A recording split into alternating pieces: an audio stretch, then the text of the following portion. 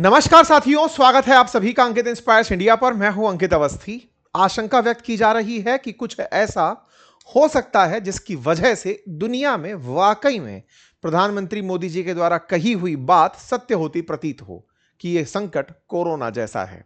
इस बात का आज विश्लेषण इसलिए किया जा रहा है क्योंकि आज रात जिस समय आप शायद सेशन देखना शुरू कर रहे होंगे, उस समय तक तेहरान यानी ईरान के द्वारा पश्चिम एशिया के, मिडिल ईस्ट के उन देशों पर हमले किए जाएंगे जहां जहां पर अमेरिकी कंपनियां हैं। चाहे अमेरिकी कंपनी यूट्यूब के लिए चलाने वाली गूगल हो, फेसबुक चलाने वाली मेटा हो, अल्फाबेट हो, ये तमाम कंपनीज जिनके लगभग 18 से अधिक कंपनियों के इन पश्चिम एशिया के देशों में जहां ऑफिसेज हैं, उन्हें तेहरान टाइम के अनुसार रात 8 बजे और भारतीय समय अनुसार रात 10 बजे निशाना बनाया जाएगा। इस तरह की बातें जब निकल कर आती हैं और वो ऐसे समय पर जब ट्रंप ने खुद प्रेस कॉन्फ्रेंस करके यह कह दिया हो कि वो ईरान से बाहर हो रहा है, मुश्किल से 2 हफ्ते और यह युद्ध चलेगा और वो स्ट्रेट ऑफ हॉर्मुज के मसले पर किसी प्रकार से अब इंटरफेयर नहीं करेगा। अर्थात दुनिया को उसके पूरे हाल में छोड़कर ट्रंप वापसी का राह देख रहे हैं और साथ ही साथ ये कह चुके हैं कि स्ट्रेट ऑफ हॉर्मुज रुकता है तो ये दुनिया की परेशानी है, मेरी नहीं। हमारे पास पर्याप्त तेल है, जैसे तेल चाहिए हमसे ले लो, हम तेल बेचने को तैयार हैं। लेकिन रही बात स्ट्रेट ऑफ हॉर्मुज की, जिन्हें जरूरत है वो खुलवाएं और तेल वसूल लें। ऐसे में ट्रंप का वापसी कर जाना, स्ट्रेट ऑफ हॉर्मुज का लगातार परेशानी में फंसे रहना, तेहरान का ऐसे में पश्चिम एशिया के देशों पर इसलिए हमला करना क्योंकि कल जब इस्फहान पर ट्रंप के इशारों पर हमले हुए तो इस्फहान में हुए हमलों का आज उसे बदला लेना है। अब ये बदले वाकई में होते हैं नहीं होते हैं ये देखा जाएगा, लेकिन अगर ऐसा होता है तो ये निश्चित है कि अब शायद पश्चिम एशिया के इन जीसीसी कंट्रीज की ताकत भी टूटने लगे, इनकी हिम्मत टूटने लगे और ये फिर बौखला करके हमलों को अपनी प्रतिक्रिया बना दें। रिपोर्ट है कि यूएई भी अब युद्ध में शामिल हो सकता है। हालांकि ये रिपोर्ट है, इसके अंदर किसी भी प्रकार का किसी ऑफिशियल स्टेटमेंट का अभी तक बाहर निकलना संभव नहीं हुआ है।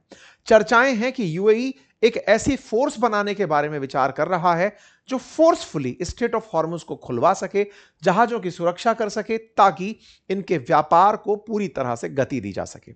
इसी बीच में ब्रिटेन के प्रधानमंत्री ने राष्ट्र को संबोधित कर दिया है, ऑस्ट्रेलिया के प्रधानमंत्री ने राष्ट्र को संबोधित कर दिया है और बिल्कुल कुछ वैसी हरकतें दोहराई गई हैं जो भारत के द्वारा की गई, जैसे एक्साइज ड्यूटी कम करने की।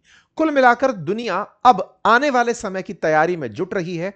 इसका अर्थ यह है कि ट्रंप जो राष्ट्र को संबोधित करने वाले हैं, अमेरिका के समय के अनुसार रात 9 बजे कहा गया है कि कल रात 9 बजे संबोधित करेंगे और अगर उसको भारतीय समय अनुसार देखा जाए तो परसों सुबह 6 बजे करेंगे। उस मायने को अभी से दुनिया के देशों ने शायद कैलकुलेट करना शुरू कर दिया है। ट्रंप वैसा ही एक अनाउंसमेंट कर सकते हैं जैसा उन्होंने अफगानिस्तान से बाहर निकलते समय किया था कि हम वापसी कर रहे हैं, अफगानिस्तान को उसके हाल पर तालिबान के हाथ छोड़े चले जा रहे हैं।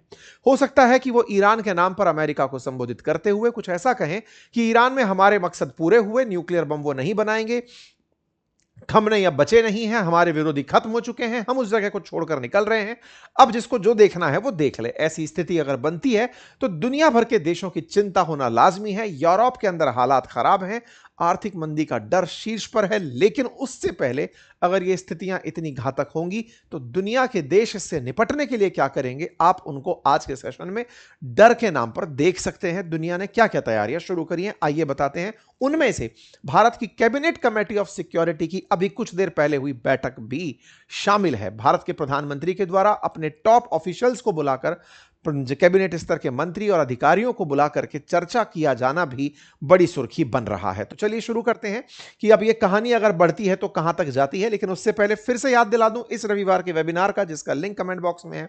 यदि आप चाहते हैं अपनी खुद की प्रोफाइल वेबसाइट बनाना तो अभी जाइए, वेबिनार का लिंक ज्वाइन कर लीजिए और फिर मुलाकात करिए रविवार को एक फ्री वेबिनार में। और हां, जिन्होंने सब्सक्राइब नहीं किया है कर लीजिए भैया, इसका कोई चार्ज नहीं लगता है। आइए साथियों, आप सभी को आज से कुछ दिन पहले देश की एक सुर्खी ने निश्चित ही संपर्क किया होगा। सुर्खी थी कि देश में कोविड जैसे हालात हो सकते हैं। कोविड रिमाइंडर जैसी कुछ बातें प्रधानमंत्री ने कही कि भैया स्थितियां कोरोना जैसी दिख रही हैं, मिडिल ईस्ट वॉर इंपैक्ट करेगा वैसे ही। कोविड में हुआ क्या था? कोविड में हुआ यह था कि डिमांड खत्म हो गई थी, सप्लाई वहीं खड़ी थी। सप्लाई को रिसीव करने वाले के लिए कोई तैयार नहीं था। तेल बेचना चाहते थे लोग, लेकिन खरीदने के लिए कोई तैयार नहीं था, क्योंकि लॉकडाउन में दुनिया थी। अब उल्टा हो रहा है, लोग खरीदना चाहते हैं, तेल आ नहीं रहा है। दुनिया की 20% आपूर्ति पूरी तरह बाधित है। ऐसे में तेल की कीमतें बढ़ रही हैं। आवश्यक सामान के लिए जो जरूरत है, उसके लिए जो तेल है, उसकी कीमत में लगातार इजाफा होता जा रहा है। वॉर से पहले जहां $70 प्रति बैरल के भाव पर क्रूड ऑयल उपलब्ध था, वो अब 105, 110 के भाव तक पहुंच गया है। ऐसे में तेल की बढ़ती कीमतों का असर अब दुनिया की अर्थव्यवस्था पर दिखना शुरू हो रहा है। हालांकि भारत ने उस समय के प्रबंधन को, जो कि 1 महीने से चले आ रहे युद्ध को, अभी देश की आम जनता तक सरकार ने पहुंचने से उसे रोक रखा है। रोकने के नाम पर भारत सरकार के द्वारा एक्साइज ड्यूटी में कटौती की गई, अर्थात क्रूड ऑयल जब रिफाइन होकर तेल में बदलता है और तेल जब आप तक पहुंचता है, इस बीच में सरकार उस तेल पर एक उत्पादन शुल्क वसूलती है, जिसे एक्साइज ड्यूटी कहते हैं। इस एक्साइज ड्यूटी का मतलब समझिए कि अगर 100 रुपए लीटर तेल है, तो लगभग 33 लीटर भारत सरकार उसके अंदर से लगभग ले लेती थी। भारत सरकार ने उस एक्साइज ड्यूटी में से 10 रुपए कटौती कर दी, यानी कि अब वो तेल के लिए 10 रुपए खुद नहीं लेगी। इसको ऐसे समझिए कि जहां 70 रुपए का क्रूड ऑयल था, अगर वो 100 रुपए के क्रूड ऑयल में पहुंच रहा है, प्राइसेस में लगभग अगर 33% से ऊपर का इजाफा हो रहा है, तो भी भारत सरकार ने अपने तरफ आने वाले जो एक्साइज ड्यूटी थी, उसके अंदर 33% की कटौती कर दी। अर्थात क्रूड भारत को महंगा पड़ रहा है, जिसकी वजह से ऑयल कंपनीज को ज्यादा बिल चुकाने पड़ रहे हैं। आप तक भी तेल महंगा हो जाना चाहिए था, लेकिन उसे नहीं पहुंचने दिया। भारत सरकार ने एक्साइज ड्यूटी कम करके आप तक तेल की कीमतों को वही रखा जो पहले से चली आ रही थी। इस तरह का जो प्रयास हुआ, जिसमें यह सुनिश्चित करना कि किस तरह से ईरान से नेगोशिएशन किए जाएं, अल्टरनेटिव तरीके से 41 से अधिक देशों से तेल मंगाने के प्रयास किए गए। ये सारे प्रयास भारत सरकार के द्वारा तेल की बढ़ती कीमतों को रोकने, अपनी अर्थव्यवस्था को सुचारू रूप से चलाने के लिए किए गए थे। उसके अलावा भी अब भारत के अंदर वो तमाम प्रयास किए जा रहे हैं, जिससे कि इन सिचुएशंस पर नजर रखते हुए इन स्थितियों से निपटने के लिए स्पेशल ग्रुप्स अब काम कर रहे हैं। ये बात मैंने रेफरेंस में क्यों ली? क्योंकि सेम यही हरकत आज ऑस्ट्रेलिया ने की है। ऑस्ट्रेलिया ने भी अपने देश को संबोधित किया, ऑस्ट्रेलिया के पीएम ने, एंथनी अल्बनीज ने, और उन्होंने बताया कि हम इस युद्ध में डायरेक्ट पार्टिसिपेंट नहीं हैं, लेकिन इस युद्ध का असर हम तक आ रहा है। और ऐसे में अर्थव्यवस्था के हाल को देखते हुए ऑस्ट्रेलिया के प्रधानमंत्री ने भी एक्साइज ड्यूटी में कटौती का अनाउंसमेंट किया। यह मात्र एक संयोग नहीं है। आज भारत 140 करोड़ की आबादी लेकर के दुनिया के लिए क्या स्टैंड लिए जा सकते हैं, उसका एक टॉर्च बियरर बना है। भारत ने जिस तरह से अपनी बातचीत जारी रखते हुए जहां एक और स्ट्रेट ऑफ हॉर्मुज से अपनी आवश्यकताओं की पूर्ति सुनिश्चित की, दुनिया के लिए एक रेफरेंस बन गया। रेफरेंस ये कि अब ऑस्ट्रेलिया में भी एक्साइज ड्यूटी के अंदर 16 से 17 रुपए तक की कटौती की जा रही है, लगभग 26 सेंट की कटौती की जा रही है। ऑस्ट्रेलिया के पीएम ने कहा कि ये सारे फैसले अगले 3 महीने तक लागू रहेंगे। इसका सीधा अर्थ है कि खुद अब ये देश मानने लगे हैं, ये डेवलप्ड इकोनॉमीज हैं, और ये मान रही हैं कि इसका असर लंबा हो सकता है। क्योंकि जिस तरह से ट्रंप के रिएक्शंस हैं, उन्हें देखकर दुनिया को विश्वास पैदा नहीं हो रहा है। क्योंकि जहां एक और अमेरिका और इजराइल ने युद्ध करके दुनिया को हालात में यहां तक पहुंचा दिया, लेकिन दुनिया से ट्रंप का कहना है कि अगर आपको स्ट्रेट ऑफ हॉर्मुज खुलवानी है तो ईरान पर प्रेशर डालो। वास्तविकता में ईरान बार बार एक ही लाइन बोल रहा है कि यह युद्ध हमने शुरू नहीं किया था। आज भी अगर आप हमें अमेरिका और इजराइल से यह अश्योरेंस दिला दो कि हम पर हमले नहीं होंगे, हम युद्ध रोकने को तैयार हैं। कुल मिलाकर अब कोई भी देश अमेरिका और इजराइल से कहने की स्थिति में नहीं है, लेकिन वो प्रताड़ित जरूर हो रहा है। जहां एक और आज हमारे देश में भी हलकों में यह सवाल बड़ा उठता है कि आज देश का कोई भी नेता अमेरिका को कोई भी टारगेट करते हुए कुछ बयान क्यों नहीं दे रहा है। भारत के देश के नेता, भारत के प्रधानमंत्री ट्रंप से यह क्यों नहीं कह रहे कि आप ऐसा क्यों कर रहे हैं। वास्तविकता में इस समय अमेरिका ने जो रुख अपना लिया है, उससे पूरी दुनिया आहत है। उसके जो खुद मित्र राष्ट्र हैं, ऑस्ट्रेलिया के बारे में कहा जाता है कि वो एक्सटेंडेड नाटो कंट्री है। ब्रिटेन, जो कि खुद एक नाटो कंट्री है, वो तक भी इसके साथ नहीं खड़ा हुआ। ब्रिटेन ने भी हालात को स्वीकारा और अमेरिका के राष्ट्रपति ट्रंप के खिलाफ कोई बयान नहीं दिया, यह मानते हुए कि अगर इनको कुछ किया गया तो वो प्रवोक करने जैसा होगा और आर्थिक हालात बिगाड़ने जैसा होगा। ऑस्ट्रेलिया के दिए संबोधन से आर्थिक स्थिति पर की गई प्रतिक्रियाएं समझ में आती हैं, और इसको देखते हुए ऑस्ट्रेलिया के अंदर जो वेस्ट ऑस्ट्रेलिया जो प्रोविंस है, इनका राज्य जो है, वहां पर इमरजेंसी पावर्स का इस्तेमाल कर लिया गया क्राइसिस से निपटने के लिए। ऑस्ट्रेलिया के जो हालात हैं, ये केवल ऑस्ट्रेलिया तक नहीं, यूके तक में भी दिखाई दिए। कीर स्टारमर ने आज राष्ट्र को संबोधित किया और साफ कहा कि हम युद्ध में शामिल नहीं हो रहे हैं और हम किसी भी प्रकार से मतलब युद्ध में शामिल नहीं होना एक बहुत हार्ड स्टेटमेंट है, जिसके चलते ट्रंप काफी उखड़े और उन्होंने कहा कि ब्रिटेन जो कर रहा है या फिर ये जो यूरोप के देश कर रहे हैं, जो नाटो के सहयोगी होकर के भी हमारे साथ नहीं है, मैं नाटो छोड़ सकता हूं। मैंने इसके ऊपर दिन में भी जानकारी दी थी आपको और कहा था कि नाटो छोड़ना ट्रंप का अकेले का फैसला उन्हें लगता जरूर है, लेकिन ट्रंप ऐसा नहीं करेंगे। और उसके पीछे का बहुत बड़ा कारण जो प्रतीत होता है, हालांकि ट्रंप है वो कुछ भी कर सकते हैं, लेकिन अगर वो थोड़ा भी प्रैक्टिकल रीजनिंग लगाते हैं तो वो ये है कि ये देश नाटो नहीं छोड़ना चाहते, लेकिन ये साथ में ये भी जानते हैं कि अमेरिका के यूरोप में जो बेसेस हैं, लगभग 25 से 30 ऐसे बड़े बेस हैं जहां अमेरिकी सैनिक रहते हैं। जर्मनी के अंदर लगभग 25,000 के आसपास सैनिकों का होना बताया जाता है। ऐसे में अगर अमेरिका वापसी करता है तो नाटो में अमेरिका की प्रासंगिकता खत्म होगी और ऐसे में यह देश अमेरिका के सैनिकों को अपने देश से वापस जाने का कह सकते हैं। ट्रंप इतना बड़ा रिस्क नहीं लेंगे, वो बार बार नेगोशिएशन के मुद्रा में हैं। लेकिन इस बीच में ब्रिटेन के प्रधानमंत्री ने बड़ा ही साहस दिखाते हुए, ये वो व्यक्ति हैं जिन्होंने ट्रंप के दबाव में आते हुए डियागो गार्सिया को यूज करने की परमिशन दे दी थी, लेकिन इनके ही खिलाफ जनता में रोष उत्पन्न हो गया। जनता साफ साफ कह रही थी कि ट्रंप के साथ युद्ध में नहीं जाना है। कारण साफ था, क्योंकि ट्रंप ने पहले कई बार ब्रिटेन की मौकरी बनाई, मजाक बनाई, कहा कि अफगानिस्तान वॉर में लेकर गए थे ये लोग, पिछलग्गू थे, पीछे रहते थे, युद्ध नहीं लड़ते थे, जबकि ब्रिटेन ने साफ दिखाया कि हमारे इतने लोग मरे, हमारा प्रिंस तक जाकर के युद्ध लड़ा है। खैर, ऐसे में कीर स्टारमर ने राष्ट्र को संबोधित किया और साफ साफ कहा कि हम लोगों को अपने नियम खुद बनाने हैं, हम अपनी सुरक्षा के लिए प्रतिबद्ध हैं और हम युद्ध में शामिल नहीं हो रहे हैं।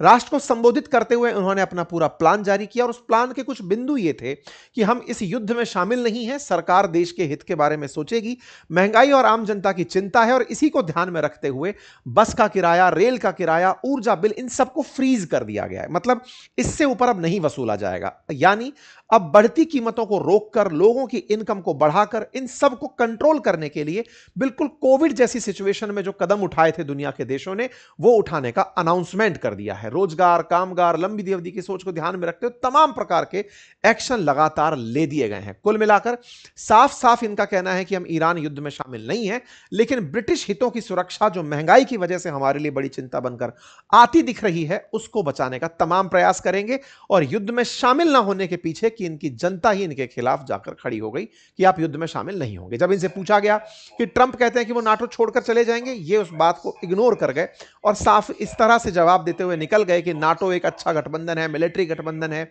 इन्होंने सीधा जवाब अभी तक नहीं दिया, कन्फ्रंट ट्रंप को नहीं किया, लेकिन यह तय है कि ब्रिटेन के इस घटना के बाद हालात बिगड़ेंगे, फाइनेंशियल क्राइसिस की स्थिति उत्पन्न हो जाएगी। बैंक ऑफ इंग्लैंड यह मानता है कि अगर यह हालात लंबे चलते हैं तो ब्रिटेन की आर्थिक स्थिति पर गहरा असर पड़ेगा। यही कारण है कि यूरोप के अन्य देशों ने अपने लोगों को वर्क फ्रॉम होम करने की हिदायत दी है। कहा है कि तेल के उत्पन्न हुए संकट से निपटने के लिए, क्योंकि यूरोप के साथ जो सबसे बड़ा संकट है वो ये पहले रूस से तेल और गैस मंगाकर बड़ा काम चलाते थे, लेकिन ट्रंप के दबाव में आकर के इन्होंने नॉर्ड स्ट्रीम गैस पाइपलाइन बंद कर दी, तेल लेना बंद कर दिया।